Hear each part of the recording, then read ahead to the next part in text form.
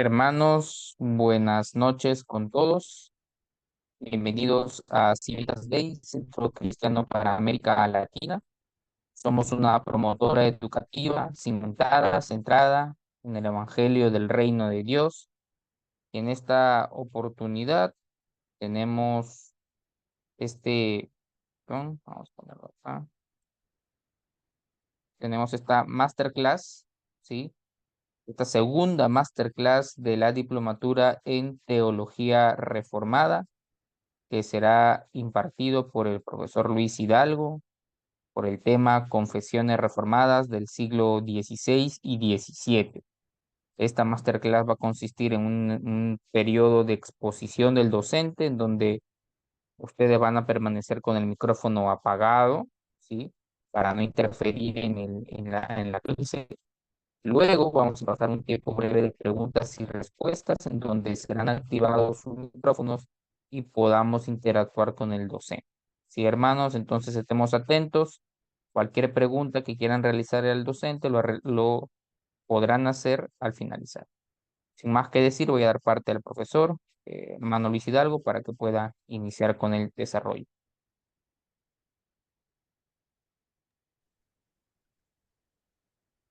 Que Dios les bendiga, mis hermanos. Es un gozo para mí el poder servir en este espacio desde Chile. Agradezco al hermano también, director de Civitas Day, el hermano Giancarlo, también por permitirme poder enseñar.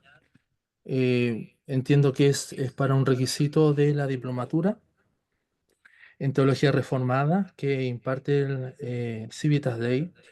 Y también es una clase abierta eh, para que muchos hermanos y hermanas puedan conectarse y ser bendecidos también con este contenido. Es un gozo poder enseñar siempre, hacer uso del don que Él provee, el Señor a través de su Espíritu, para que podamos servir a la comunidad. Y me imagino, yo no los puedo ver a todos, pero me imagino que hay muchos hermanos de distintos lados de este continente o de otros lados también de otros continentes y de nuestro país, Chile, Perú, probablemente la mayoría. Y es un gozo para mí servir con esta clase. 1 hora y media, mis hermanos, no es suficiente para abarcar el contenido de todo lo que es la teología reformada. Es poco tiempo. Ya, sin embargo, entendiendo que es una materia introductoria, es una masterclass, hay que lograr condensar la mayoría de los contenidos para que nuestros hermanos, sobre todo los que llevan estudiando esta diplomatura, puedan verse beneficiados para los contenidos que ellos están estudiando y no que les genere ni confusión ni agobio, sino que sea realmente un elemento eh, contributivo a su enseñanza, ¿sí? A su aprendizaje. Mi nombre es Luis Hidalgo y sirvo al Señor también en la enseñanza. No voy a dar más cuenta de lo que el Señor me permite hacer, ni tampoco de mi currículo. Lo importante es abocarnos ya a la clase. Ya al final habrá momento para poder conocernos un poco más a través de las preguntas y respuestas, ¿sí? Aquí en Chile son las 9 de la noche, así que estoy muy contento por esta instancia de enseñanza, mis hermanos. Denme un segundito.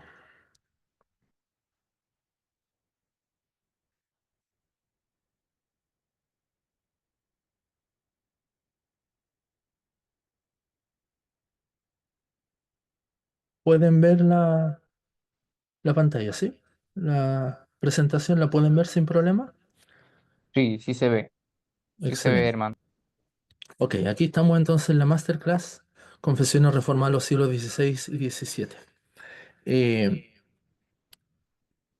Esto es una materia muy amplia, hermanos, y probablemente sea única en todo este proceso teológico histórico.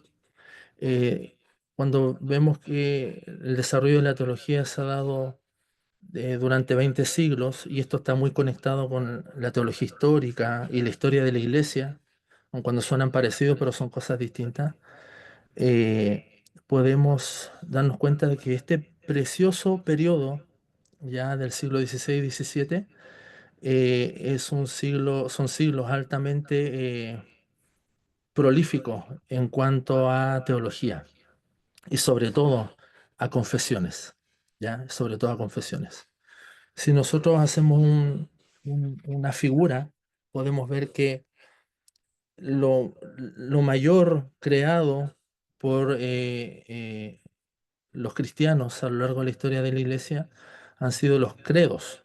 Y ahí tenemos los credos ecuménicos, como por ejemplo lo que vamos a conmemorar en mayo, el credo de Nicea, ¿ya? Y bajo los credos, por lo menos hay 6 o 7 credos ecuménicos que nosotros debiéramos adherir como cristianos protestantes, ya, y que van unificando nuestra fe ortodoxa, o sea, conservadora o fe común, y nos hace ser una sola iglesia. Y automáticamente eso deja de lado a aquellas corrientes que son heréticas o heterodoxas, es decir, que tienen una opinión distinta, ¿ya? En base a esto es que nosotros consideramos que esos credos que formula la iglesia a través de los sínodos o concilios ecuménicos que se llama, y el término ecuménico no tiene que ver con algo programático como cuando es acá en Chile se da, ¿no? El aniversario del país, las fiestas patrias, se hace un culto ecuménico y eso tiene que ver con algún programa más bien político, con que pueda estar en el mismo púlpito un protestante, un católico, un ortodoxo. Cuando hablamos de ecumenismo, hablamos del concepto de católico, o sea, universal. El concepto ecuménico es universal. Ese es un buen concepto. Cuando hablamos de diálogo ecuménico, justamente es porque lo que se dio en estos concilios era presentar una defensa para rechazar la herejía y condenar la herejía, ¿ya?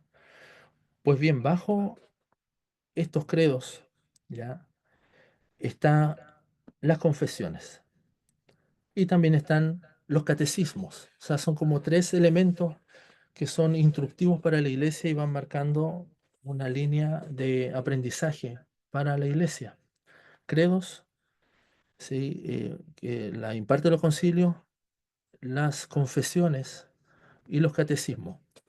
El catecismo, mis hermanos, tiene que ver con una forma de pregunta y respuesta. Los catecúmenos eran la especie de enseñanza que se daba a los cristianos en el primer siglo. Los primeros siglos abundaron en catecúmenos, o sea, preguntas y respuestas sobre la fe común, sobre todo la Trinidad. ¿Ya? El credo apostólico, que ya tiene su forma final en el siglo IV, más o menos después de Cristo, era usado, o el símbolo romano también se le denominaba, era usado como eh, una especie de enseñanza condensada de la fe, para de esa manera los postulantes al bautismo pudieran aprender a través de preguntas y respuestas, ¿ya? Ese es el ejercicio de catequesis, poder responder de manera ortodoxa, ¿ya? Cuando hablamos ortodoxa significa una opinión correcta, una recta alabanza, es en el término literal, poder responder de manera ortodoxa antes de ser pasado por las aguas, ¿ya? Ese era el proceso de todo catecúmeno, ¿ya? Y a veces el proceso dura 1 año, 2 años o 3 años. Y ese proceso catequístico duró hasta la Reforma, incluso después. Ya la Iglesia Católica todavía le llama catequesis, o algunas iglesias reformadas, por ejemplo, el Catecismo Menor de Westminster o el Catecismo Bautista también es pregunta, respuesta, texto de prueba para que la persona, los niños, la familia puedan aprender con respuestas breves, puedan aprender de la doctrina. Ese es el proceso de catequesis. En algún momento las catequesis dejaron de existir porque la iglesia, ya cuando se hace imperial, más o menos en el siglo IV después de Cristo, eh, había mucha gente que no sabía leer ni escribir, por eso se hacía este proceso de memoria, ¿no? De aprendizaje. Ya la entrada en masa a la iglesia imperial restó un poquito el valor del catecismo, ya como que se filtró menos. Quiero que entiendan un poquito ese proceso, ¿sí? Eh, así que eso en cuanto a tener una idea, mis hermanos, creo que es muy bueno tener esa idea de lo que es este proceso, ¿ya? Y las confesiones, como lo vamos a ir viendo en unos minutos más, es lo que se va dando ya, sobre todo en Europa continental e insular, se va dando este proceso a partir de la reforma de confesiones. Pero ya vamos a llegar allá. Las preguntas van al final, ¿no, mi hermano director? Sí, van al final, ¿ok? No hay problema.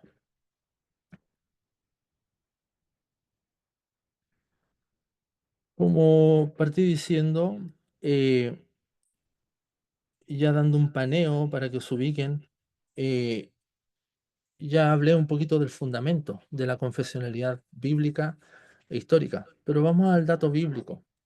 El pueblo de Dios siempre ha sido confesional, mis hermanos, siempre ha confesado, ¿ya?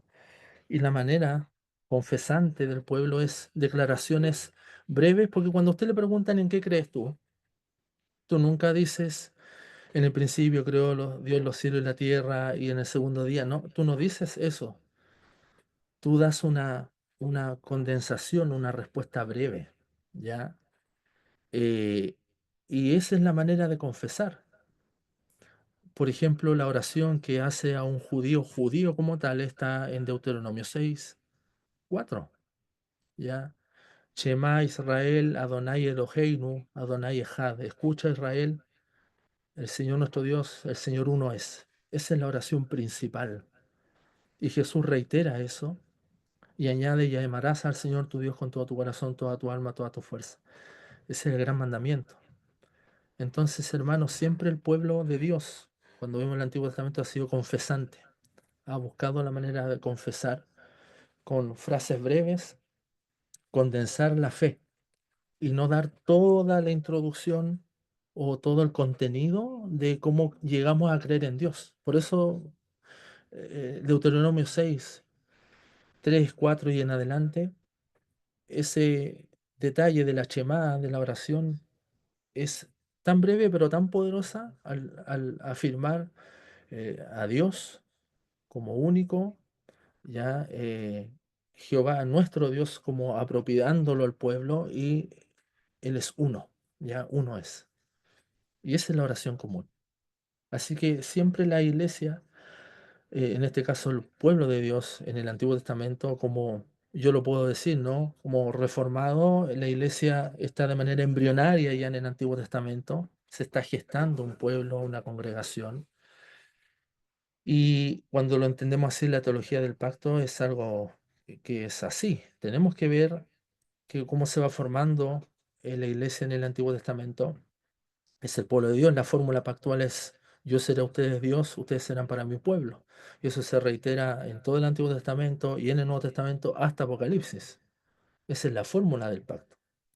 Así que vemos que la Biblia es un libro que promueve la confesionalidad. También hay una fórmula también muy primitiva en Deuteronomio 26:5 al 9, cuando dice, parte con estas palabras, una confesión, dice: mi antepasado fue un arameo errante. Búsquelo ahí. Yo no voy a buscar cada pasaje porque vamos rápido, pero ahí se da cuenta de que hay una condensación, hay un resumen en esa frase: mi antepasado fue un arameo errante. ¿Ya? Y esa es una fórmula confesante. Ya en el Nuevo Testamento, cuando pregunta a Jesús en Mateo 16, ¿quién dice los hombres que yo soy? Y ahí tenemos a Pedro dando una frase magistral y que nosotros como protestantes o como católicos reformados, no romanos, podemos decir que es la verdad de Pedro, que tú eres el Cristo, el Hijo del Dios viviente, es la verdad en la roca en la cual se funda la iglesia, ya en la cual se sostiene la iglesia. Ya esa fórmula, de hecho, si somos más estrictos, mis hermanos, en Mateo 16, lo que dice Pedro, la verdad de Pedro, el torpe Pedro, el pescador Pedro, esa sola verdad es lo que marca toda la historia de la iglesia. La sola verdad de quién es Jesús. Todavía Jesús pregunta en todos los tiempos, en todos los siglos, ¿quién dice los hombres que soy? Y si ustedes se fijan, todas las respuestas teológicas a las herejías de todos los siglos tiene que ver con esta fórmula. ¿Quién dice los hombres que yo soy? Y ahí está que la respuesta de algunos fue, es mitad hombre, mitad Dios, es 80% divino, 20% humano, o Jesús es un hombre adoptado, como el adopcionismo, o que el padre mudó su forma, ¿no? El modalismo y se hizo hijo, ¿ya? O el hijo al momento de la crucifixión salió la divinidad y así. O sea, todavía, anótelo allí. La pregunta que Jesús le hace a Pedro, ¿quiénes dicen los hombres que yo soy?, es vital para entender toda la historia cristiana de todos los siglos, porque es lo que la iglesia ha debatido por todos los siglos. Fíjense ustedes, todos los concilios ecuménicos, al afirmar la cristología, se afirma la Trinidad, ¿ya? Los concilios buscaron responder de manera ortodoxa, con fórmulas muy precisas, buscaron responder, Jesús es esto, vero homo, vero deus, Dios de Dios, luz de luz, ¿sí? Verdadero hombre, nacido de la Virgen María. Entonces, esa respuesta que da Pedro es un resumen de toda la historia cristiana, pero también a la vez es una pregunta abierta, porque hasta el día de hoy, si usted le pregunta a alguien, ¿crees en Dios?, te va a decir que sí, creo en Dios. Creo que en Papá Dios, que hay un jefe ahí arriba. Pregunte. Pero si usted pregunta, ¿cree en Cristo? ¿Quién es Cristo? Jesús. Ah, sí, Jesús. ¿Es el Hijo de Dios? No, él fue un judío, si es que dicen eso, un buen maestro, o como dirían algunos, y esa es otra respuesta de quienes dicen los hombres que yo soy, como dirían algunos, el primer revolucionario, el primer comunista. ¿Ven? O sea, la pregunta que hace Cristo en el Nuevo Testamento y Pedro la responde es una pregunta abierta que marca sin duda la historia de la iglesia, la marca y todavía está abierta. Nosotros como cristianos profesantes tenemos claridad de cuál es la respuesta, pero damos también una respuesta breve. Jesús es el Cristo, el Hijo del Dios viviente. Amén. Pero hay mucho más que decir y ahí donde elaboramos entonces estos credos y debajo de eso las confesiones que van estableciendo la obra de Dios, de la Escritura, el lugar de Cristo, el lugar de su obra expiatoria, el lugar del Espíritu Santo, el lugar de la iglesia, ¿ven? Eso es lo que se llamaría los loci, ¿no? En latín, loci, los lugares. El lugar de Cristo, el lugar de la iglesia, el lugar del Espíritu, el lugar del Padre, el lugar de la revelación, de la Escritura, el lugar. Y eso es lo que define justamente una confesión o un credo a nivel más macro. Así que hay un fundamento de la confesionalidad que es bíblico e histórico. Es un fundamento bíblico e histórico. Lo mismo, Romanos 1, 3 al 4. Búsquelo allí. Yo tengo mi Biblia. Lo podemos buscar. Me encantaría leer cada pasaje, mis hermanos, pero por el tiempo. Pero miren lo que dice Romanos 1, 3 al 4 probablemente es una de las fórmulas cristológicas más antiguas que registra en el Nuevo Testamento. Y la dice Pablo. Ya Pablo, como uno de los escritores más, yo diría el más antiguo del Nuevo Testamento, escribiendo Romanos en el año 60-62 después de Cristo, pero él toma material prepaulino para elaborar esta fórmula, ya que existió antes de él. Hermano, no estaba el Nuevo Testamento escrito, se estaban todavía elaborando las cartas, Pablo, ¿no? Santiago, Pedro, pero ya hay una fórmula que existe antes de Pablo y que es material tradicional. Y acá justamente tenemos Romanos 1, 3 y 4 acerca de su Hijo, nuestro Señor Jesucristo, que era del linaje de David según la carne, que fue declarado Hijo de Dios con poder, según el Espíritu de Santidad, por la resurrección de entre los muertos. Esa es una fórmula cristológica antigua. Es un resumen de quién es Cristo y acá vemos en ese solo versículo el aspecto humano y divino de Cristo. ¿Ven? Y así, la iglesia transmitió de voz en voz, de boca en boca, de manera oral. Probablemente muchos no sabían leer ni escribir menos y tenían que memorizar y transmitir de manera oral la fe común y la cantaban. la oraban, incluso dicen algunos gritaban su confesión de Cristo, que Él es el Hijo de Dios. Lo cantaban, lo gozaban, ¿sí? Eso es parte de lo que se ha investigado en el cristianismo primitivo. Así que, hermanos, para terminar este primer punto, los fundamentos de la confesionalidad es bíblico y es histórico. Y es histórico. Em,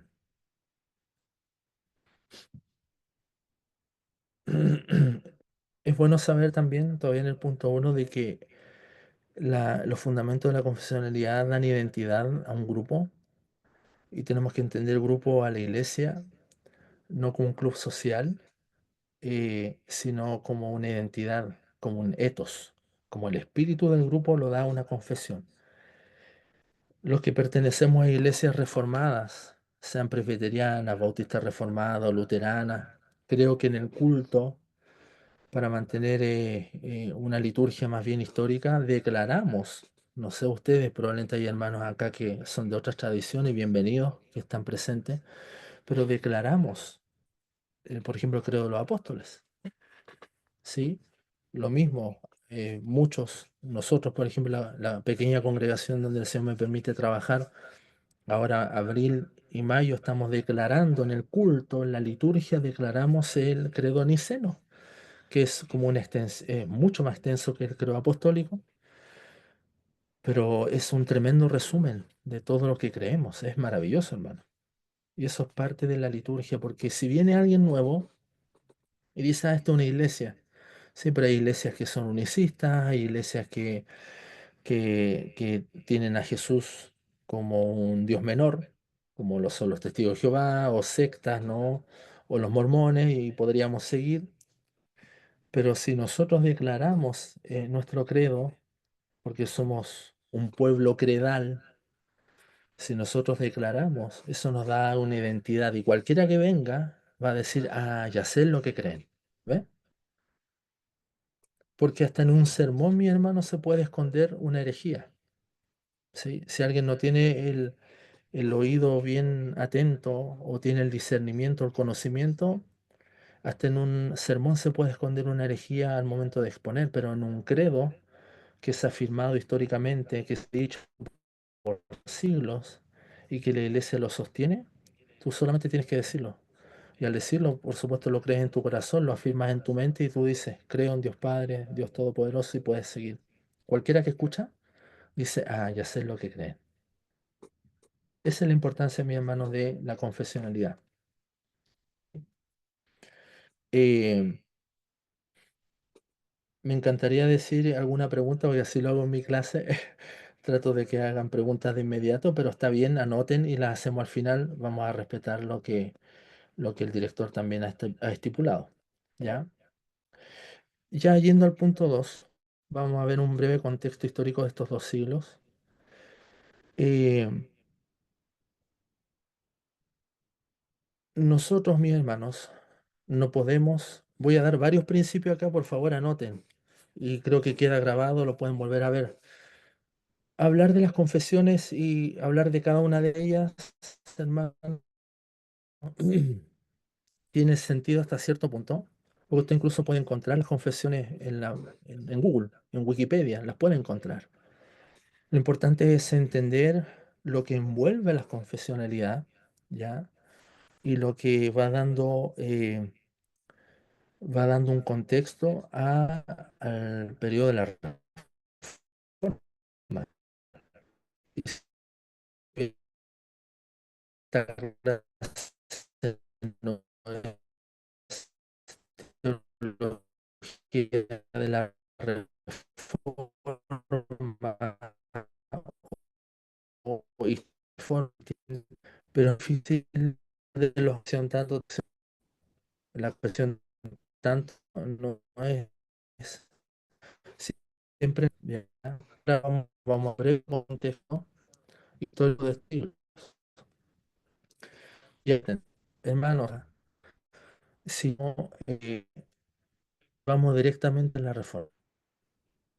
¿Ya? ¿Me escuchas? Porque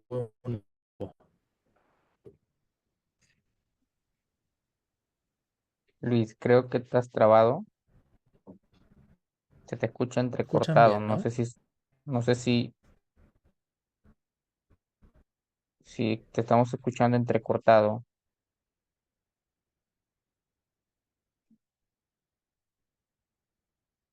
Pero un segundo, por favor. Se conecta de nuevo el docente.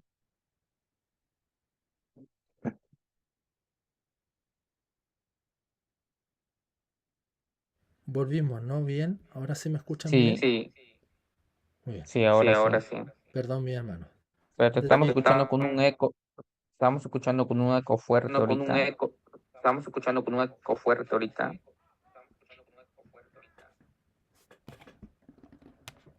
¿Todavía? Bueno, y el eco está Bueno, y el eco está bajito. bajito. ¿Ahora sí? Ah, Ah, creo que ahora sí. Sí, ahora sí, creo que ya. creo que ahora sí. ¿Ya? ¿Me interrumpen, Ahora por sí, favor? creo que ya. Mi hermano, me interrumpe, por favor, si hay algún otro detalle de audio, porque a veces hay problemas de conectividad. Tengo banda ancha, pero a veces hay problemas. El diablo mete su cola. Muy bien, sigamos. Hermano, no podemos estudiar la reforma si vamos directamente a la reforma. Bien.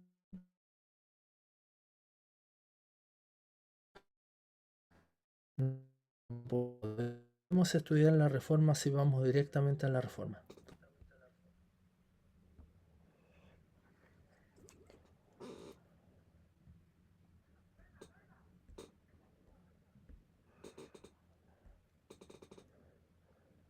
¿Pueden ver la pizarra? Avísenme. Sí, sí se ve. Sí, sí se ve. Ok. Nosotros tenemos que entender la reforma no directamente en la reforma, sino como un continuo, mis hermanos. Hay muchos que plantearon la idea de que la reforma rompió con todo lo que, no sé, alguien está escribiendo. Nadie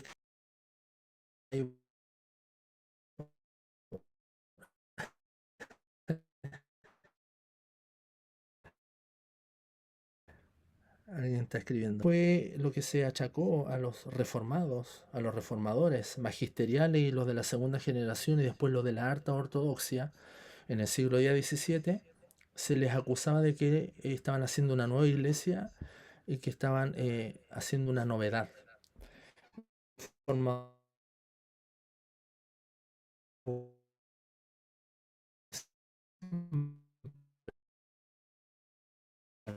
no la mayoría, los 14, 15 siglos que precedieron a la Reforma. Entendemos bien que la Reforma comienza en el siglo XVI, 1500, 1517 más en específico. Pero antes también hubieron pre-reformadores. Pero eso es algo que podemos saber, ¿no? Está John Hus, está Wycliffe, está Tyndale, sí podemos.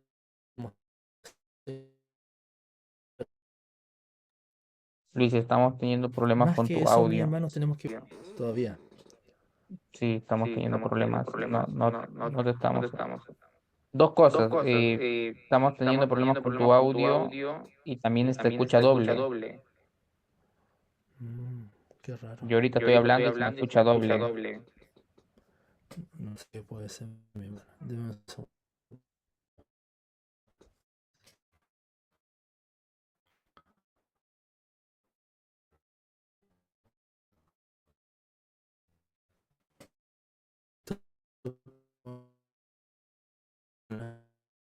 La bocina de mi...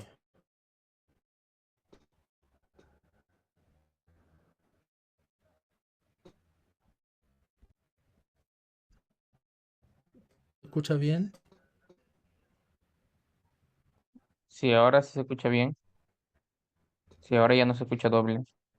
¿Se escucha? Sí, ahora, pero tu Ya no internet se escucha está doble. Ya. bastante. No, ahora sí se Tu escucha internet doble de está nuevo. bastante. No, ahora sí se escucha doble de nuevo. Wow, voy a apagar la cámara, dice alguien por ahí. Mientras tanto. Muy bien. Gracias por... Perdón, hermano. Son detalles ajenos a mí. Ahora sí, ¿me escuchan bien? Sí, a ver. Probemos. Sí, sí. ¿Se escucha? Sí, Ok, sí. veamos. No tomemos el estudio de la reforma directamente en la reforma, sino tenemos que verlo como un proceso continuo con los siglos que preceden, sobre todo en la época medieval. ¿Ya? Llegar a la reforma directamente es un error, mi hermano. Y si bien la época medieval eh, abarca desde los siglos V hasta justamente el siglo XV, esa es la época medieval. Es la era del Imperio Romano de Occidente, mientras que en el siglo XV podemos encontrar dos elementos que marcan el fin de la época medieval, que es la caída del Imperio Romano de Oriente en el 1453 a manos de los turcos otomanos. Y guarden ese detalle porque los turcos vuelven a aparecer para entender el proceso. O lo que marca el final de la época medieval, como dato histórico, es el descubrimiento de América, 1492. ¿Sí? Pero estos son eventos, ¿ya? Eventos que marcan, ¿no? Y siempre en los colegios probablemente nos enseñan así. Pero no debemos pensar lo mismo respecto al pensamiento. El pensamiento va más allá de los siglos V para atrás o del siglo XV en adelante. ¿Me explico? El desarrollo teológico, filosófico, el desarrollo del pensamiento no se termina cuando se descubre América. ¿Me explico? Sino que va más allá. Por lo tanto, cuando llegamos a la reforma sigue siendo tardo medieval. Está acá, tardo medieval. Martín Lutero es un sujeto tardo medieval. Los primeros reformadores tienen un pensamiento tardo medieval y eso incluso pasa al siglo V y el siglo XVI. Va más allá. ¿Me entienden? Hay discusiones que se van dando y que atraviesan y llegan al periodo de la Reforma, y que si no entendemos este proceso de pensamiento en esta fase, vamos a tener un desconocimiento cuidadoso de la Reforma. Y partimos de la Reforma diciendo, Martín Lutero que clavó las 95 tesis. Y el poquito dato antes que manejamos es que se opuso a la urgencia, Luis, coro, Luis, no se está logrando eso.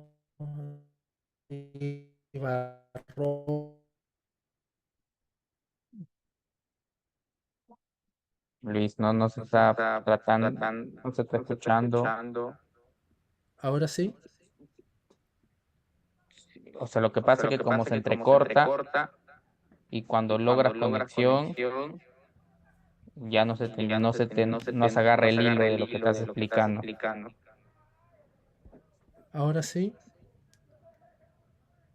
Ahora sí te escucho. Ahora sí te escucho. Ya. Pero igual te Pero igual te escuchamos un escuchamos un poquito poquito doble. doble. Muy bien. Voy a reiterar. Llegar a la Reforma sin considerar la época o la edad medieval es un error. Y ya vuelvo a reiterar. Una cosa son los eventos que marcan el principio o el término de un periodo histórico, y otro muy distinto es que el pensamiento sigue influyendo más allá del evento histórico. Hay cosas que se van sobreponiendo. Y acá dijimos que la Reforma siguen siendo sujetos medievales. De Lutero en adelante siguen siendo sujetos medievales, tardo medievales con una teología medieval. ¿Sí? Se escucha bien, ¿no? Sí, hasta Sí, ahorita hasta sí. ahorita sí. Muy bien. Y eso llega al siglo XVI, que es el siglo de la Reforma, Y eso influye, mis hermanos, justamente en las confesiones. Hablando un poco todavía del contexto de las confesiones, dijimos que una de las cosas que hace terminar en la época medieval es la conquista de los turcos de Constantinopla, ya del Imperio Romano de Oriente, año 1453. Pero ellos después miran a Europa y van a Europa y están en las puertas de Austria, influyendo, amenazando, ya llegando casi al final del siglo XV, amenazando para seguir avanzando por Europa. Por lo tanto, el periodo de la Reforma está siempre con la amenaza latente de que los turcos van a llegar a conquistar ahí. Y hay un proceso de enojo contra Roma, enojo contra la iglesia imperial. La iglesia ya cada vez está más disgregada. Está el imperio, el Sacro Imperio Romano Germánico, y que tiene ya distintos nobles, ya o jefes locales de determinadas ciudades. La nobleza tiene sus propios ejércitos, ya, y el Papa cada vez va teniendo menor influencia. Pero el Papa necesita del apoyo de los nobles, de los terratenientes, de los jefes de distintos condados de toda Europa para detener el avance de los turcos. Este es un dato importante, mis hermanos, porque debemos considerar que todo proceso teológico también va acompañado de procesos que son muy políticos, y hay mucha de humanidad ahí en eso también. Por lo tanto, mis hermanos, en este periodo de la Reforma hay una amenaza política, está también una desafección a la Iglesia imperial, y está también el hecho de que ya cada uno de los nobles, la burguesía va mermando también su influencia, cada uno de los nobles que es dueño de condados, de ciudades completas, de castillos, reyes, nobles feudales, ¿no? Tienen su propio ejército. Ellos están queriendo independizarse aún más. Y ese es el contexto de la Reforma, ¿ya? Es por eso que entendemos cuando Federico el Sabio de Sajonia, él apoya este levantamiento teológico de Lutero, pero por supuesto en la providencia de Dios vemos que Federico de Sajonia presta toda la ayuda a Lutero, porque justamente él, siendo uno de los más poderosos, ya se opone a Roma, al rey Carlos V justamente, y al oponerse él busca este apoyo, y como ve que todo este desarrollo teológico de Lutero, con las 95 tesis, está también el advenimiento de la imprenta, que justamente surge en este periodo también, hace avanzar de manera más rápida el proceso reformador.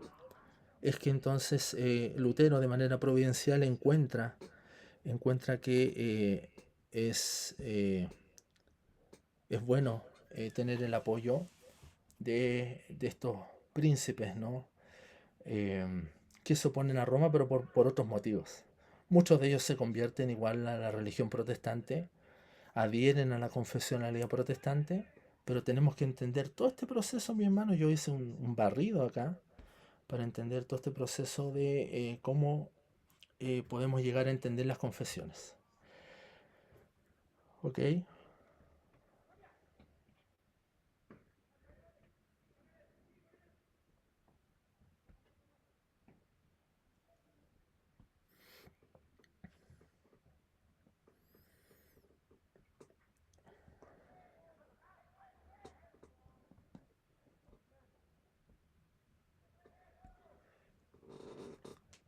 Ese es el contexto, entonces, me escuchan bien, ¿no? Ese es el contexto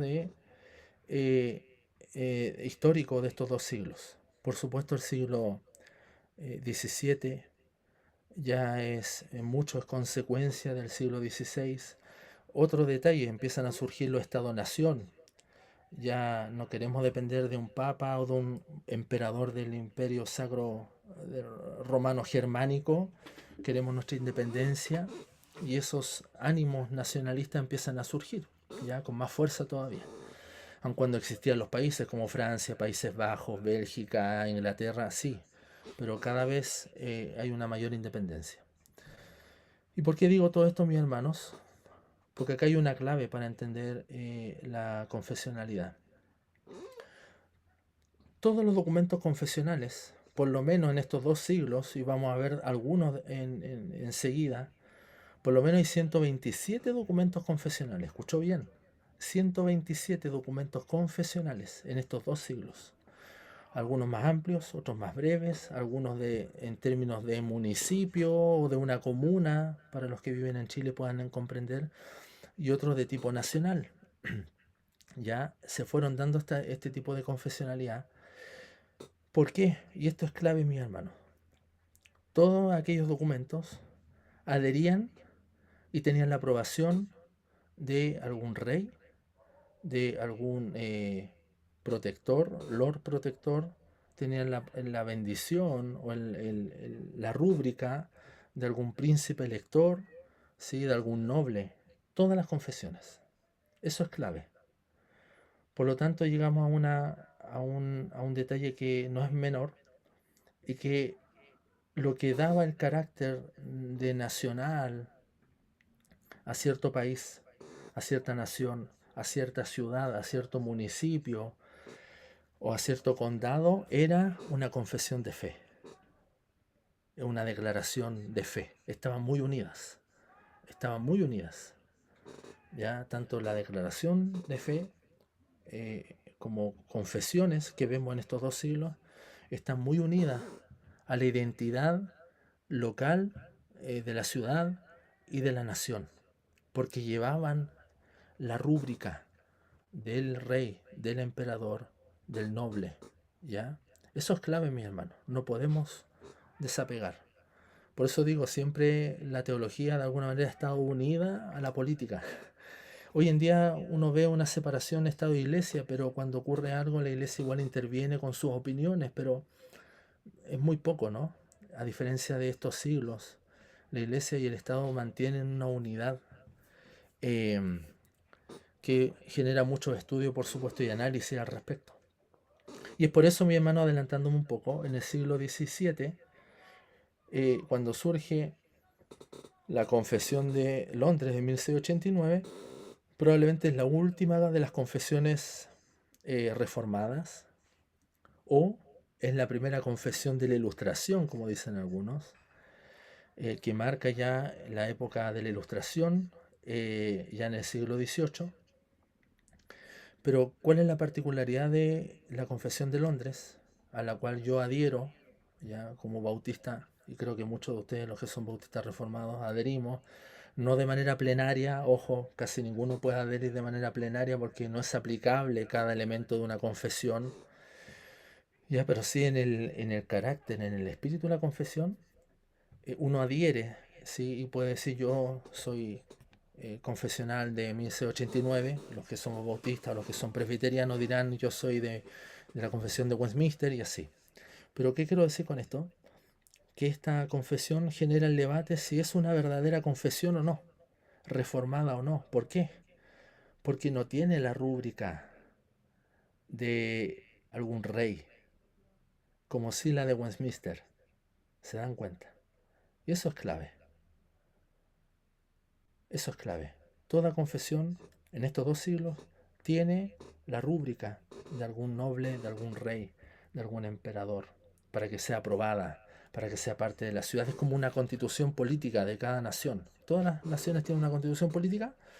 Pues bien, en este caso, las confesiones que iban surgiendo, que daban una declaración de fe resumida, sintética, de lo que creemos como reformados, ¿no? Que nos diferencia de Roma, por supuesto tiene esta connotación de que era parte del espíritu de la nación y identificaba a la propia localidad, ciudad o condado o municipio o departamento, como le llaman en Perú también a las regiones, sí, era iba muy de la mano en eso, ¿ok? Así que eso, mis hermanos, también es importante comprender en el contexto. Y como dije, llega mucho del debate medieval, lo vamos a ver un poco en el punto 4. Pero antes vamos a pasar al punto 3. Creo que ya llevamos, sí, llevamos casi una hora, estamos bien. Punto 3.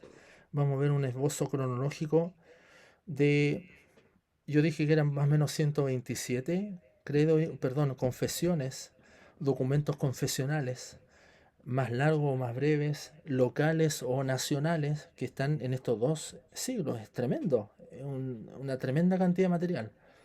Ya recomiendo el material de James Denison, que hace un compilado de las confesiones en 6 tomos sobre estos 2 siglos. ¿Sí? Recomiendo ese material. Después yo voy a recomendar algunos libros al final. Es mi particularidad también recomendar algún material que aporta al conocimiento confesional.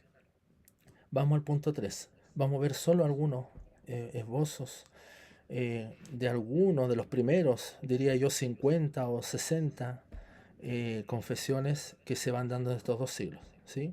Ahí tenemos, miren. Bueno, esto va a quedar grabado. Yo sé que es un poco pequeño, pero tenía que entrar todo acá. ¿Me escuchan bien, no? Ok. Interesante que la primera confesión de la que se tiene registro es la de Enrico Zwinglio, ¿ya?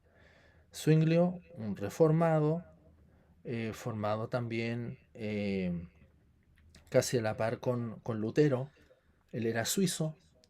Él elabora los primeros 67 artículos en Suiza. ¿Ok? Después vemos que entre Zwinglio y Lutero hay ya algunas desavenencias, lo vamos a ver en el punto 4. Y Zwinglio también es muy importante porque marca una forma de ver sobre todo el sacramento de la Santa Cena, como lo vamos a ver en el punto 4. ¿Ya? Pero Zwinglio es muy importante y es el primero en elaborar o de lo que se tiene registro como un documento confesional de la época de la Reforma. Ahí después tenemos una instrucción cristiana breve de Zwingli, el mismo año. No los voy a nombrar todos, lo pueden ver ahí, las 10 tesis de Berna. Esto también es en Suiza. Está la confesión de los predicadores de Frisia Oriental, 1528, resumen de William Farel, 1529. Farel es el mismo que detuvo a Calvino cuando iba camino a Estrasburgo, el mismo que lo detiene ahí en Ginebra y le dice: maldigo todos tus conocimientos y tu preparación académica, tú te tienes que quedar acá a reformar. Y pareciera que Calvino lo tomó muy a pecho y terminó quedándose muchos años ahí en Ginebra. Paréntesis. Ellos quisieron estipular en Ginebra una reforma muy radical. ¿Ya? Y esto no tiene que ver con reformadores radicales, que ese es otro concepto. ¿Ya? La reforma radical o reformadores radicales son otro grupo de personajes, ¿no?, importantes, y su teología también difiere mucho de la teología reformada en estricto rigor, ya en algunos puntos. Pero cuando ellos se quedan en Ginebra, ellos quisieron estipular una especie de teocracia, ¿ya? Una ciudad, un país donde había una ley moral estricta, donde se castigaba los excesos, los vicios, ¿no? El beber, el fumar, el mal vivir, se condenaba allí. Y ahí Farel con Calvino tuvieron mucho que ver en esto. Y hubieron algunos excesos, por supuesto, como la muerte de Miguel Servet, un español hereje, condenado por la Inquisición, y entre ellos Calvino terminan matando a Servet, ya lo condenan por herejía, ¿no?, antitrinitario. Así que esto no resultó mucho. Hacer esta ciudad de Dios en el fondo estricta no resultó. Pero es bueno tener ese detalle también. Vemos de nuevo Zwinglio, la exposición de la fe, confesión tetrapolitana.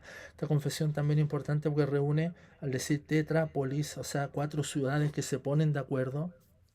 Y acá ya vamos viendo que se van reuniendo ya más allá de algo local o de un personaje, ¿ven? Ahí vemos, Zwingli es una persona, Berna es una ciudad, un local, pero ahora es tetrapolitana, ya se va abriendo para realizar algo en conjunto con otras ciudades más y una declaración común.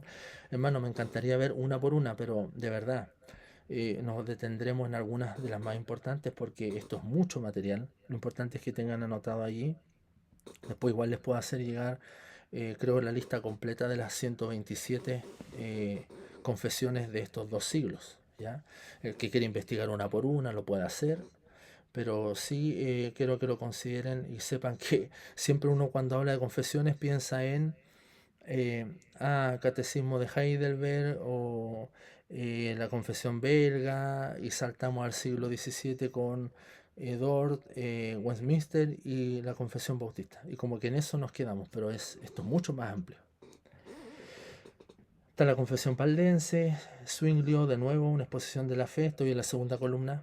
El Sínodo de Berna, de nuevo, Sínodo Valdense, Confesión Valdense, primera confesión de Basilea en 1534, la Confesión de Bohemia, ¿ya? De Bohemia era, por ejemplo, Jan Hus, que dijo 100 años antes podrán callar a este asno, ¿sí? Ese era el significado de, perdón, otra ave, ¿no? Su apellido significaba otra ave, pero en 100 años más vendrá un ganso, ¿no? Un cisne, perdón. Podrán callar este ganso, sí, pero 100 años después vendrá un cisne que nadie podrá hacer callar, y profetizó sobre la venida en este caso, de Lutero, casi 100 años justo después. Esto en Bohemia, ahí mismo, de donde era Jan Hus, pero Jan Hus ya había muerto, por supuesto.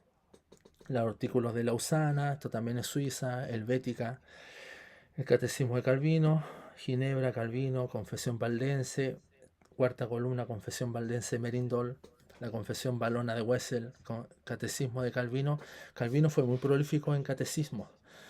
Mucho se ha hablado de que, paréntesis, de que Calvino fue un reformador como árido, una teología fría, ¿no? Muy especulativa, o sea, como que echó a andar mucho su mente teológica. La verdad es que Calvino fue siempre muy pastoral. Todo lo que él hizo fue muy pastoral. De hecho, muchos lo llamaron el reformador del espíritu, porque dio un énfasis al espíritu, y sobre todo yo diría que uno de los énfasis más grandes que da no es en sí la predestinación, como siempre se dice, ¿no?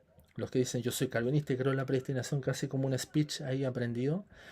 El énfasis de Calvino, diría yo, que más precioso es la unión con Cristo, ¿ya? Y cómo en el Espíritu somos unidos a Cristo. Así que él buscó siempre enseñar de manera muy pastoral, y por eso hizo tantos catecismos. Fíjense ustedes, si ven para atrás, él escribe catecismos, ¿sí? Y ojo, Calvino es de la segunda generación de reformadores. Cuando Calvino nace, cuando Lutero clava las 95 tesis, Calvino tendría unos 6-7 años, para que hagan la diferencia ahí de época, ¿sí? Catecismo de Vallés, Consenso de Zúrich, y el Catecismo Anglicano, 1549. ¿Ven? Ese Catecismo de Vallés, Juan de Vallés, ¿sí? Juan Vallés, perdón, ¿ok? Acá hay otra lista más. La Confesión de Londres de Juan A. Lasso, o Jan Lasky. Es interesante este personaje porque Guido de Bresse, que fue uno de los que propició el catecismo, la confesión belga, que es una de las confesiones más importantes del siglo XVI, justamente el que estamos estudiando, él va a Londres y conoce a Jan Lasky, es el nombre, este es un reformador polaco que estaba ahí en Londres. Probablemente muchos no sepan que hay una confesión antes de la confesión de Londres, y hay una confesión ahí de Jan Lasky en Londres, justamente, ya casi un siglo antes, imagínense. Se dan cuenta que, hermano, yo creo que con esto se den cuenta de que no podemos centrar la teología reformada en Calvino y Lutero. No podemos. Ese es un error. Ya decir que yo soy reformado igual calvinista, eso es un error. Ya la reforma es algo mucho más amplio. Son muchos personajes y teólogos y hombres de Dios que Dios usó a través de su enseñanza, de sus procesos reformadores, de lo que promovieron, incluso de sus propias vidas que fueron sacrificadas por la causa. Decir que se reduce todo a Calvino y a Lutero es algo erróneo, ¿ya? O decir que Calvino creía en los 5 puntos, también es erróneo, porque los 5 puntos calvinistas que muchos promueven o promovemos, los que somos más reformado, por supuesto que sí, no los propuso Calvino. Ya se deduce que fueron de él porque sus seguidores, ¿no? En el siglo XVII, ya cuando vemos el Sínodo de Dort en 1618, vemos que ellos responden con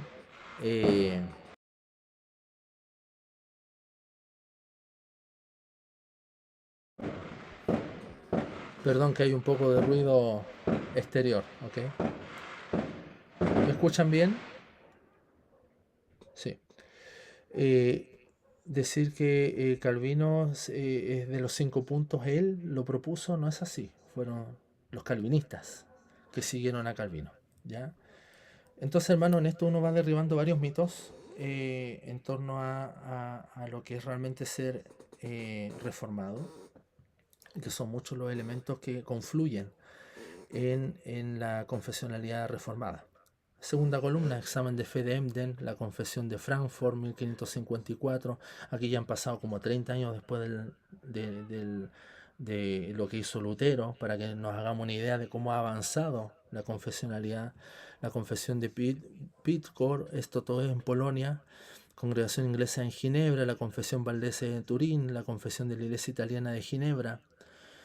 En muchas ciudades de Europa van migrando ciertos personajes o ciertas iglesias o cierta gente van migrando a otros países y en esos propios países van generando su propia iglesia, ya sus propias congregaciones. En Inglaterra, por ejemplo, este mismo Jan Lasky o Juan Alasco, él mismo estableció una iglesia para extranjeros allá en Londres, una iglesia de inmigrantes polacos, porque a veces los expulsaban, el catolicismo, ¿no? Y tenían que salir y allá se establecían, iban migrando, así como pasó en el siglo XVII con los peregrinos, los puritanos peregrinos que llegan a las costas de Estados Unidos, pasa lo mismo. Hay mucha migración, esto es muy dinámico, pero van llegando consigo su fe reformada, la escritura y la confesionalidad, por supuesto que sí.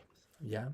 Cuarta columna, confesión escocesa, la confesión valdense, discusión prusiana vilniana, y todos estos son elementos que confluyen para entender la alta confesionalidad de estos dos siglos. ¿Sí?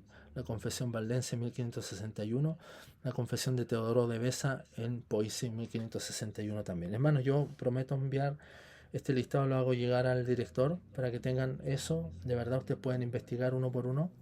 No quise poner todo porque es mucho, pero sí centrarme en algunas de las confesiones quizás más importantes, ya, porque son las que van marcando también nuestra fe confesional, si es que alguno es confesional, probablemente algunos no son confesionales y esto primera vez que escuchan. Al final, cuando el punto 4 hablemos un poco del tema eucarístico, el punto 5 es hablar de algunas sombras grises que hay en torno a la confesionalidad, lo que surge la anticonfesionalidad, el anticonfesionalismo, y también por qué es necesario, ya para terminar, por qué es necesario la confesionalidad, por qué es necesario. ¿Okay? La confesión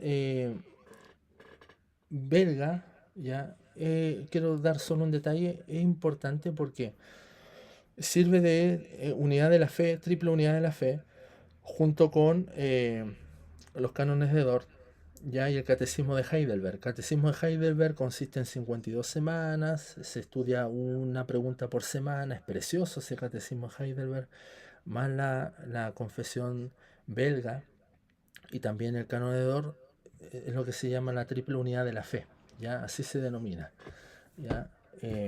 Las tres formas de unidad también le llaman algunos, ¿sí?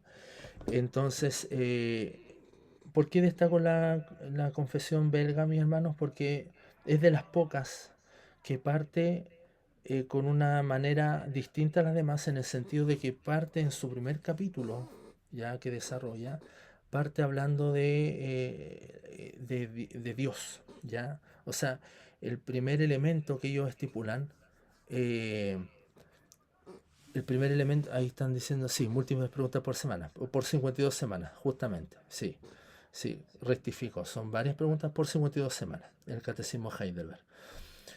Hermanos, ¿por qué es importante la confesión belga? Porque parte con el elemento Dios, Y eso era propio de la teología precedente, cuando hablamos de todos los siglos, ¿ya? Y la teología era el gran elemento en la teología. Hoy en día se hace teología sin Dios, ¿ya? Y lo cual es muy raro, no puede ser llamada teología, pero una teología que tiene y parte con Dios como una teología propia, es muy importante porque las demás, y acá vemos el elemento de la discusión de la autoridad frente a Roma.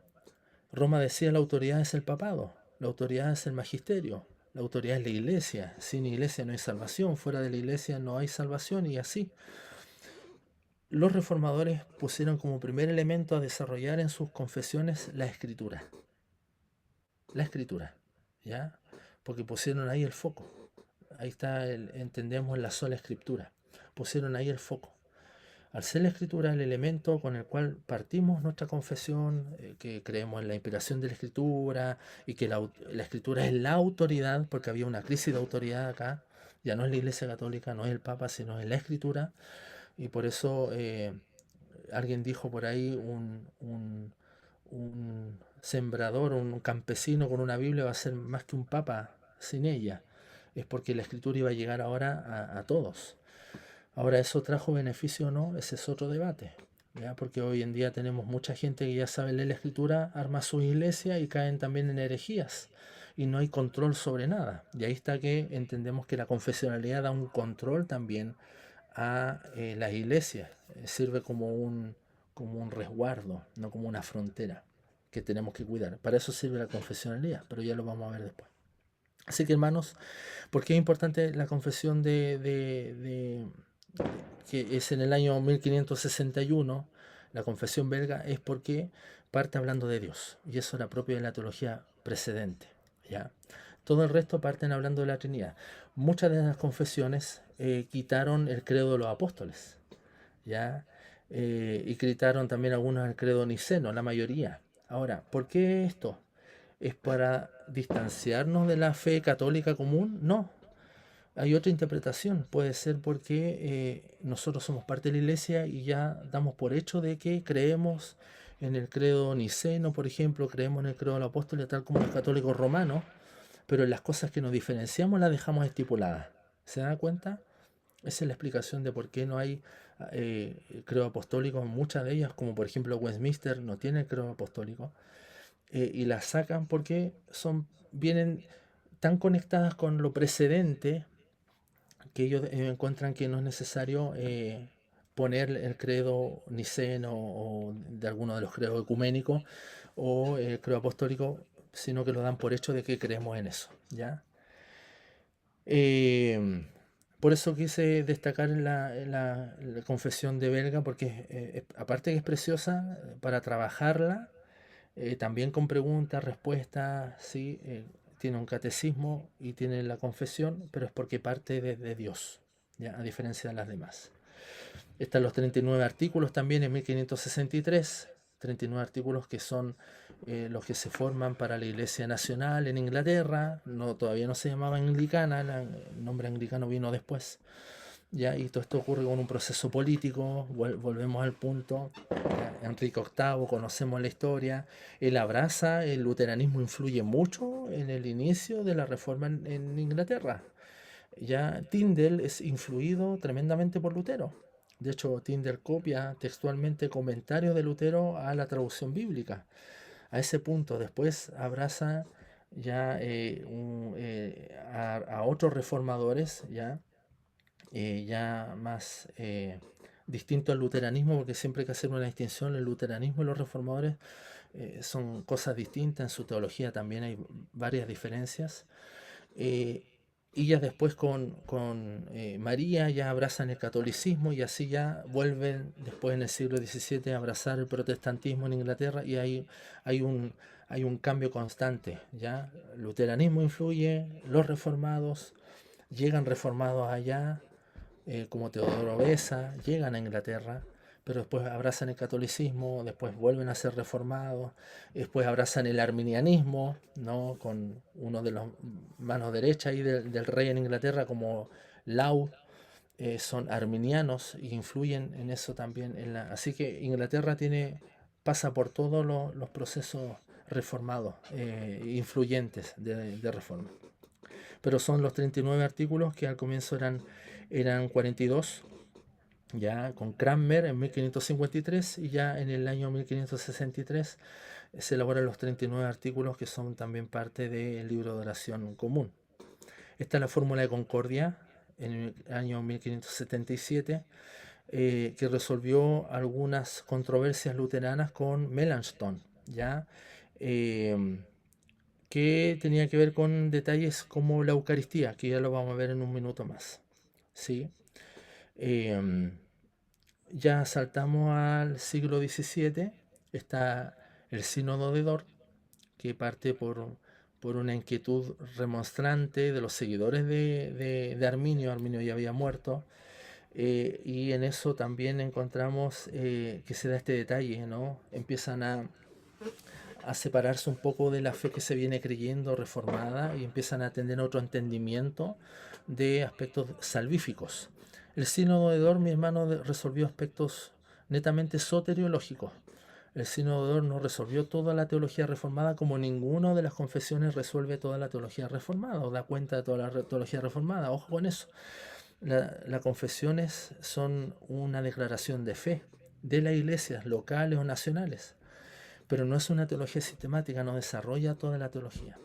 Y otra particularidad, todas son influidas por la escolástica. Y ya vamos a ver un poquito más. La escolástica es un método que viene de lo medieval, viene del tiempo medieval, de 3-4 siglos antes de la Reforma, viene este método escolástico que están todos los reformadores enseñados en ese método, y si bien ese método no se nota mucho en las confesiones como Westminster o Sínodo de Dort, los cánones de Dort, perdón, o en la confesión de Londres de 1689, que son las que más conocemos, pero sí está de manera adyacente el método escolástico. Era un método teológico propio de la época medieval, y eso llegó, y por eso podemos ver una conexión, no podemos ver algo separado. ¿Ya? Los católicos eran escolásticos, los reformadores eran escolásticos, el mismo Arminio, que se desapega un poco de la teología reformada en cuanto a la salvación, él era escolástico también. Entonces en eso, hermanos, tenemos que ver que hay una unidad, hay un proceso que se mantiene unido, ¿ya? Y bueno, después voy a recomendar algunos libros. Así que ahí se condena el arminianismo. Ojo, el arminianismo no es una herejía, aun cuando algunos quisieron verla como tal, pero no, se condena. Y tenemos hermanos arminianos que tienen un entendimiento distinto de la salvación, y por supuesto ahí es algo, yo creo que es un error, pero no una condenación al punto de herejía, y eso también vale la pena decirlo, porque la mayoría de nuestros hermanos son arminianos, ¿ya? Y después de eso ya encontramos la Confesión de Westminster en 1646, que se da ya en Inglaterra, con los puritanos como protagonistas. Es una confesión quizás la más alta en todas las confesiones reformadas, es la más elevada, la más alta, la más meticulosa, la más amplia también, así que, y muy preciosa por lo demás. Así que la confesión de Westminster se da y marca también el puritanismo. El puritanismo no quiso salir de la iglesia anglicana, que era la iglesia nacional en Inglaterra, sino querían purificarla desde adentro, mantenerse allí, pero terminan siendo expulsados muchos de ellos con el acta de unanimidad, ¿no? Para los inconformistas tienen que salir de ahí, y ahí donde salen expulsados llegan puritanos a Europa, llegan puritanos también a Estados Unidos, son expulsados, pero no era la idea de ellos hacer una nueva iglesia. Y entre medio tenemos también algo que realizó Owen también, que es la Declaración de Saboya, ¿no? La fórmula de Saboya, que ya va cambiando la forma de gobierno, que era presbiteriana, o sea, de ancianos, a una forma congregacionalista, que ahora el peso de la autoridad de la iglesia está justamente en la congregación, y de eso bebe la confesión de 1689, la de Londres 1689. No me quise detener en cada una de ellas, mi hermano, porque probablemente muchos han escuchado de aquello, pero sí ya tienen un paneo, una panorámica, y ya saben que hay algunas salvedades que hacer y consideraciones que hacer a la hora de considerar las confesiones. Punto 4. El debate eucarístico. Rápidamente, hermanos. Esto es importante porque una de las cosas que va generando diferencias entre los mismos reformadores, el punto quizás neurálgico o teológico, es el debate eucarístico. Por ejemplo, con Zwinglio y Lutero y compañía, ¿no? Es, bueno, ¿cómo está Cristo en los elementos eucarísticos, pan y vino? Y Zwinglio decía, esto es solamente memorial, es solo un recuerdo, debemos hacerlo como tal, como un símbolo. Mientras que Lutero lo decía en latín, ex hoc corpus meum, o sea, este es cuerpo de Cristo, y decía que el pan es cuerpo de Cristo. Ya él creía en la consubstanciación, que a diferencia de Roma, que la transubstanciación cambiaba la esencia de los elementos, o sea, el pan ya deja de ser pan y ahora es Cristo, y el vino deja de ser vino y ahora es Cristo. Y en eso se generaron los debates, mi hermano, y fueron las diferencias que ocurrieron en la mayoría de estos reformadores. ¿Ya? Y algunos van abrazando una manera más luterana, ¿ya? De la Eucaristía, otros semi-luterana, ¿no? Buscaron alguna fórmula ahí intermedia como Melanchthon, y otros de cierto tipo más, no sé si diría calvinista, pero sí Calvino y compañía y muchos reformadores más vieron que si bien la presencia de Cristo está de manera espiritual en los elementos, no cambia la sustancia de los elementos materiales, no cambia. ¿Ya? Y nosotros los que creemos en una teología reformada, creemos justamente que la Eucaristía es más que una memoria, ¿ya? Eso imparte gracia, creemos que está el Espíritu de Cristo, la presencia de Cristo está, el pan sigue siendo pan, el vino sigue siendo vino, pero eso está ahí, la presencia de Cristo. Esto es un debate interesante porque se va dando por siglos, mi hermano. Nunca estuvo en discusión, y atento con esto, nunca estuvo en discusión el hecho de que la presencia de Cristo estaba en los elementos. Ahora la discusión era en cómo estaba presente, ¿ya? Y ahí Zwinglio se fue a un lado más radical y dijo, no, esto no está de ninguna manera, es solamente memorial. Y saben ustedes que la posición zwinglista es la que más sigue la mayoría de los cristianos en América Latina, por lo menos. Ya la mayoría de las iglesias son zwinglistas en su manera de ver la Eucaristía. Así que es un detalle no menor, porque cuando ustedes ven los debates dentro de las confesiones, o por qué este dejó de abrazar tal confesión, ya es por temas eucarísticos. Y esto viene de la época medieval, mi hermano. Solo un detalle. El gran debate medieval, déjenme compartir.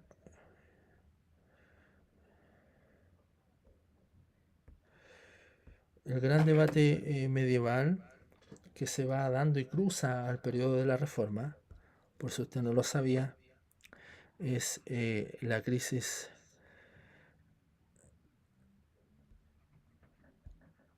de los universales. Solo un detalle nada más. Esto no es clase de... Esto tiene que ver con teología y filosofía. La crisis de los universales. Y en la crisis de los universales estaba la posición nominalista, perdón, realista y los nominalistas.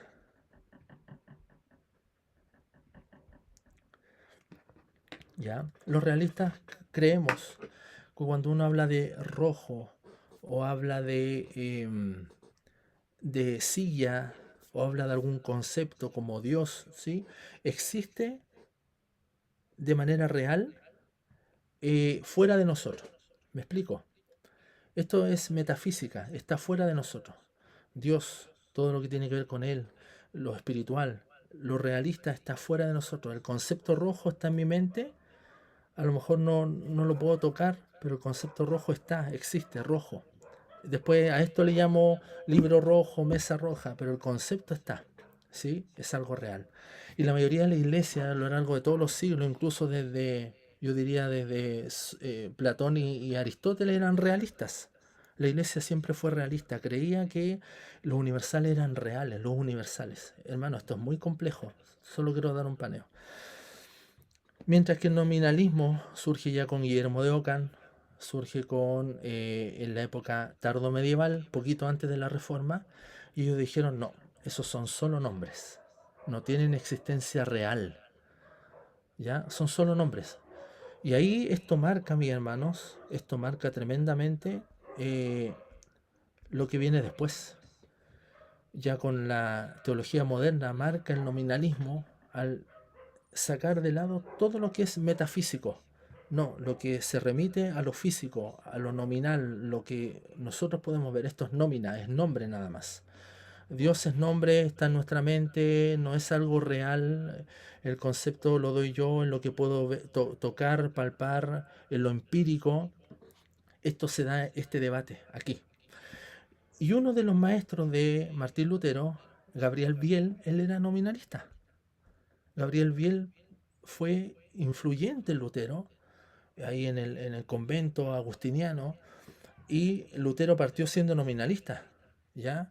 Pero después se entiende el concepto realista, ¿sí?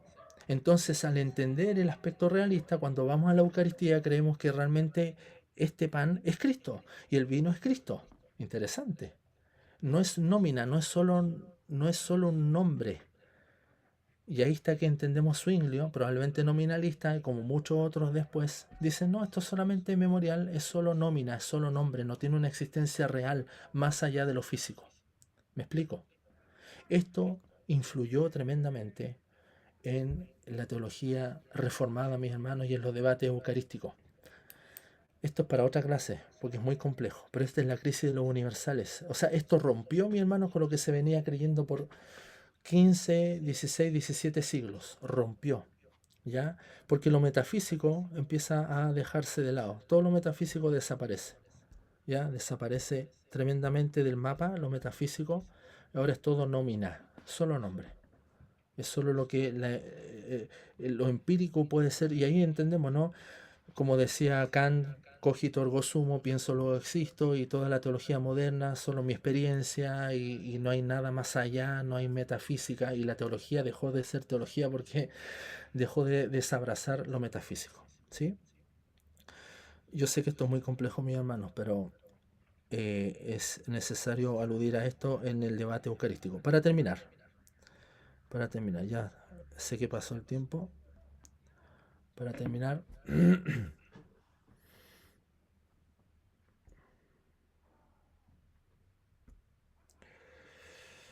las nubes grises sobre la confesionalidad, ¿ya? Antes de partir a las razones para una confesionalidad, lo pueden leer ahí, son 10 enunciados o principios de por qué debemos ser confesionales. La confesionalidad empezó a arrastrar en el siglo XVII, XVIII guerras. Ya los que no abrazaban la confesionalidad eran vistos como enemigos. La gente empezó a echar más mano a lo racional, ya no a atarme a una confesión, mejor busco la piedad, y empezaron a abrazar la teología más pietista, ya de piedad, más mística, no confesional. Lo confesional es una camisa de fuerza, pone muros, ¿no? Y empezaron a haber guerra. La guerra de los 30 años fue sangrienta en Europa, más de 6 millones de muertos, y fue por asuntos confesionales, por poner un ejemplo. ¿Ya? Entonces, hermano, la confesionalidad empezó a perder valor, y en eso tenemos que ser honestos. Hay un proceso de desconfesionalización. La gente empezó a ver que ellos dividían, levantaba muros, y como las naciones eran confesionales, el que no adhería a esa confesión era condenado, era tomado como hereje, eran desterrados, y así. Hay muchos elementos tristemente negativos en la confesionalidad, sobre todo en el siglo XVII, 1600, 1700. Ya la confesionalidad va quedando de lado.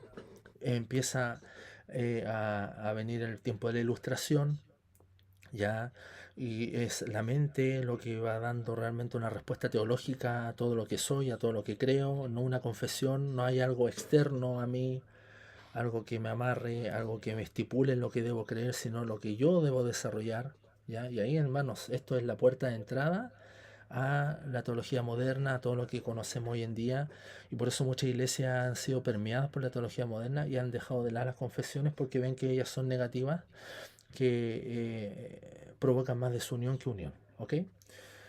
Esa es la nube negra sobre la confesionalidad. Para terminar, razones para una confesionalidad. Punto 1, todos tenemos una confesión de fe. Aquellos que dicen, no, yo solo la Biblia y nada más, es una confesión. Al decir yo interpreto la Biblia y no necesito nada más, no necesito la tradición, ya están haciendo una confesión, pero una confesión equivocada, ¿ya? Es una confesión equivocada, porque estoy siendo egoísta, estoy siendo orgulloso, estoy cayendo en el hecho de decir, bueno, yo hago mi propia hermenéutica, hago mi propio credo en mi iglesia, nadie me tiene que decir nada y no hay nada sobre mí, y eso por supuesto que es soberbia. Así que todos tenemos una confesión, equivocada o no, histórica o no, ese es otro punto, pero todos tenemos una confesión. Segundo punto, el por qué ser confesional promueve la sana doctrina. Yo sé que es un concepto muy mal usado, pero la sana doctrina es justamente cuando uno habla de una iglesia sana, que se remite a lo escritural, que es cuidadosa, que es conservadora, que ejerce de disciplina eclesiástica, que practica los sacramentos. Por lo tanto, la confesionalidad lo único que hace es promover la sana doctrina, no la inhibe, la promueve.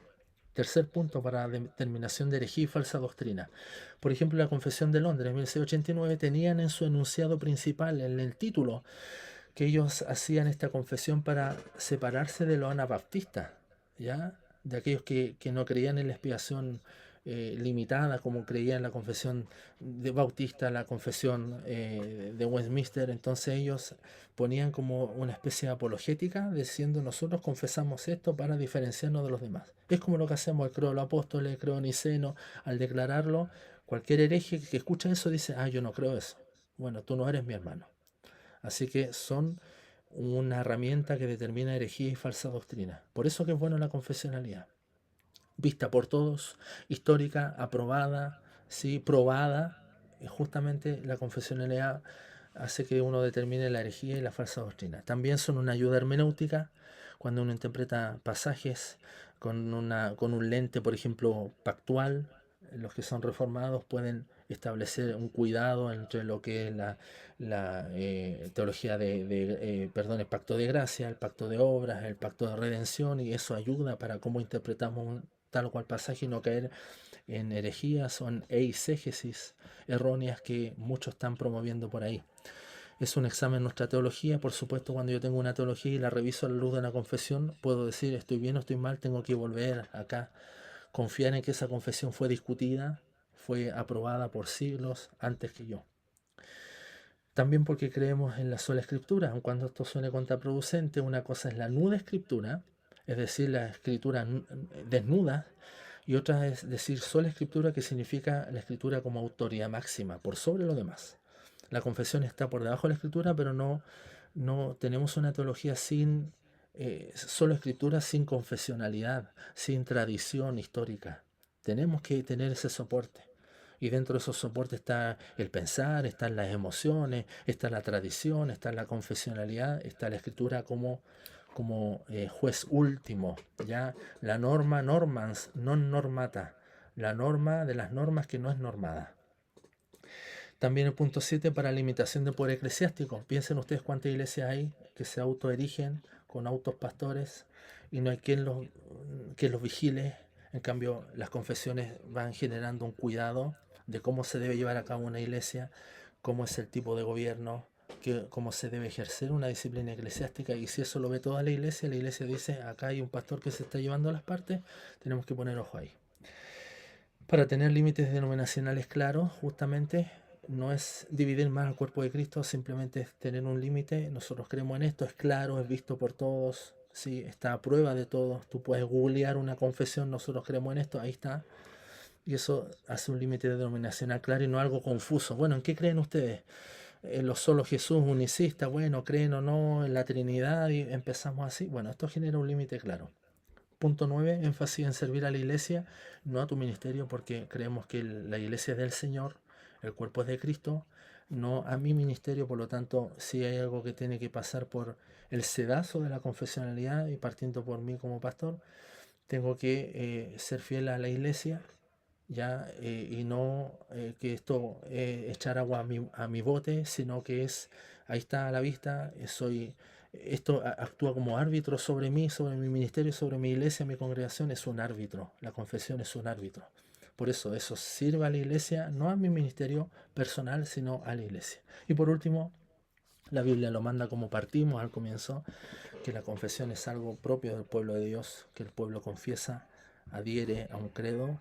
Así que eso, mis hermanos, ha sido un gusto poder servirles con esta enseñanza. Perdonen los detalles de audio, pero parece que pudimos restablecernos y ha sido un placer. Amén. Gracias, Luis. Gracias, Luis. Bueno, tal vez antes de empezar el tiempo de preguntas y respuestas, podrías presentarte un poco, o conocerte mucho mejor, a qué te dedicas, tu ministerio. Cuéntanos un poco, Luis, de tu labor ministerial. Muy bien. Por la gracia de Dios, nací en un hogar cristiano rápidamente y el Señor ya casado, tengo 14 años de matrimonio con mi esposa, me llama al ministerio junto con ella y sirvo tanto en el seminario como misionero en Perú, en una denominación armeniana wesleyana. Ya en ese proceso, estando en Perú, tengo un giro teológico junto a mi esposa y eso es motivo de expulsión, por supuesto, y volvemos a Chile y empiezo a adherir. Justo con eso estaba terminando mi maestría en el seminario de Master Seminary, pero el cambio vino antes del seminario, vino este giro teológico, abracé las doctrinas de la gracia, creo que es la puerta de entrada para muchos, y eso ya hace 6 años atrás, y ya hace unos 2 o 3 años ya abrazo en pleno la teología reformada, pactual, también un proceso hermenéutico de mucho estudio, llego a conclusiones y por supuesto el Señor a través de eso también ha bendecido mi vida con la enseñanza. Ya estoy junto a algunos hermanos plantando una denominación bautista reformada en Isla de Maipo, acá en Chile, región metropolitana. Tengo 2 hijos, Luis Pedro de 11, Noemí de 7 años. Somos homeschool, nosotros educamos en casa, aun cuando la labor la realiza mi esposa, mucho mayor grado que yo. Yo trabajo en el Centro de Literatura Cristiana también hace 6 años, justamente volviendo a Chile, entré a trabajar ahí. La oración era trabajar en la obra del Señor y vivir de aquello y con un sueldo, porque mi esposa está dedicada acá 100% a los hijos, ella es profesora, pero el Señor proveyó de que yo trabajara en CLC, no ejercer mi profesión, yo soy cientista político de profesión, ya, y por la gracia de Dios, bueno, terminé mi maestría, ahora estoy terminando el posgrado, postítulo, diploma en teología histórica en CTB, Centros Teológicos Bautistas de Perú. Y eso me ha permitido enseñar en distintos ámbitos, dando conferencias, iglesias. Tengo mi canal ahí, pueden ver mi Instagram, luishidalgoleon.historia, mi canal de enseñanza historia de la iglesia y de teología, doctrina también. Ya gracias a Dios me ha permitido formar más de 40 alumnos en 3-4 meses en el siglo I y ahora vamos a estudiar siglo II, siglo III y seguir avanzando.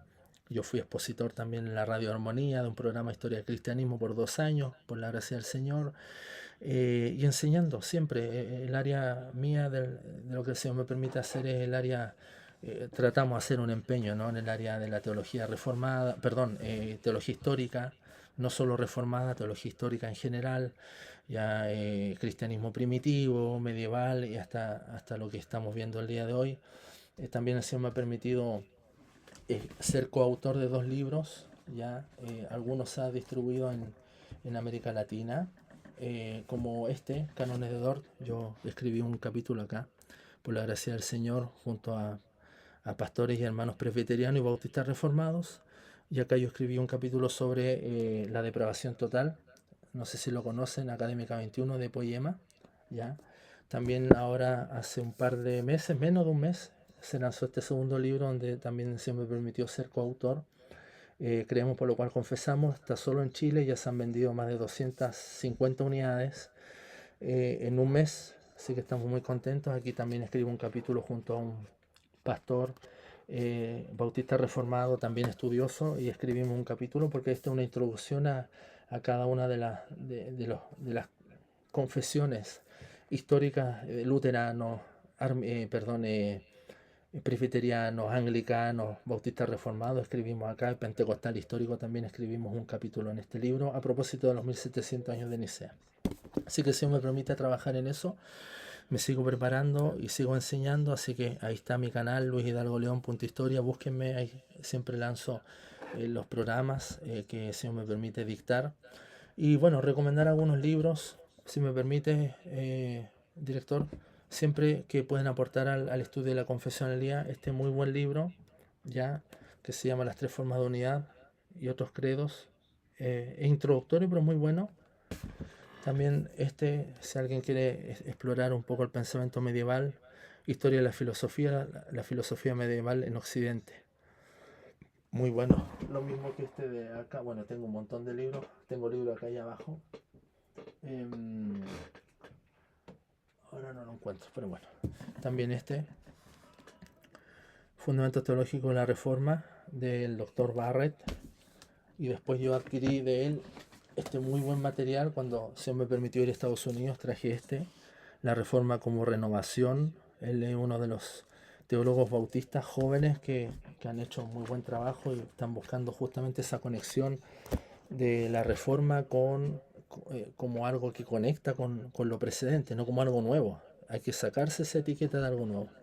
También escrito ad fontes, fuente directa de Jacobo Arminio de Teología para Vivir. Han hecho muy buen trabajo nuestros hermanos, mi profesor también, director, Jaime Caballero, él fue mi profesor, así que también recomiendo la declaración de sentimiento de Arminio. Seguro conocen la Confesión de Fe de Westminster, de Williamson, perdón. También de Sígueme, yo tengo muchos libros de Sígueme, la teología de Martín Lutero, tremendo trabajo de Bayer, ya él es un luterólogo, una cosa es escribir de Lutero, otra cosa es ser experto en Lutero, él es luterólogo.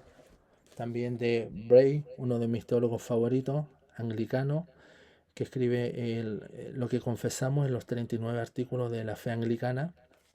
Este es de Proyecto Nehemías. También muy buen trabajo. Tengo mucho material más, mi hermano, solamente estoy mostrando algunos. Este es muy buen trabajo para hacer en grupo. Es sobre la confesión belga, ¿ya? Un cuaderno de trabajo sobre la confesión belga. Muy lindo trabajo también del profesor Niemeyer. Así que eso, mis hermanos. Gracias a Dios por este tiempo y por escucharme también. Gracias, Gracias, Luis. Luis. Bien, Bien, hermanos, hermanos, permítanos permítanos presentarnos una vez presentarnos una vez más. más.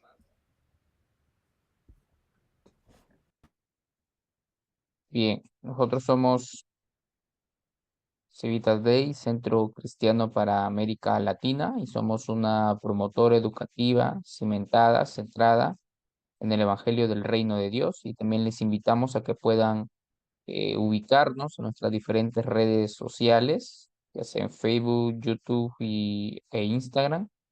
Puedes seguirnos para algunas actividades que venimos realizando como institución. Si te quieres unir a nuestra comunidad en WhatsApp, puedes escanear el QR y conectarte con nosotros, y también no perderte de las actividades o cursos que promovemos o difundimos. Y mis hermanos, bueno, animarte, recién estamos en la semana 2, hemos iniciado un nuevo ciclo de estudios.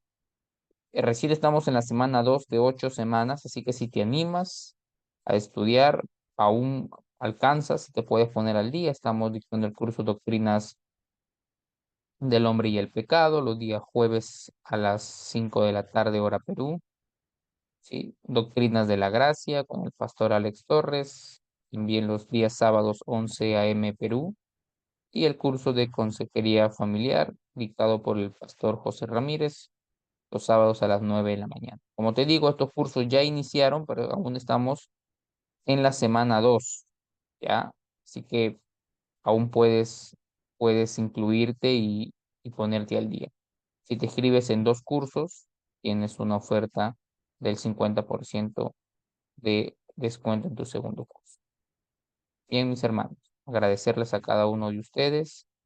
Vamos a pasar al tiempo de preguntas y respuestas. Nos despedimos de la transmisión y agradecerte, Luis, por el aporte que nos brindas, agradecerte de verdad, y que Dios siga eh, proveyendo sabiduría en este ministerio que Él te ha encargado.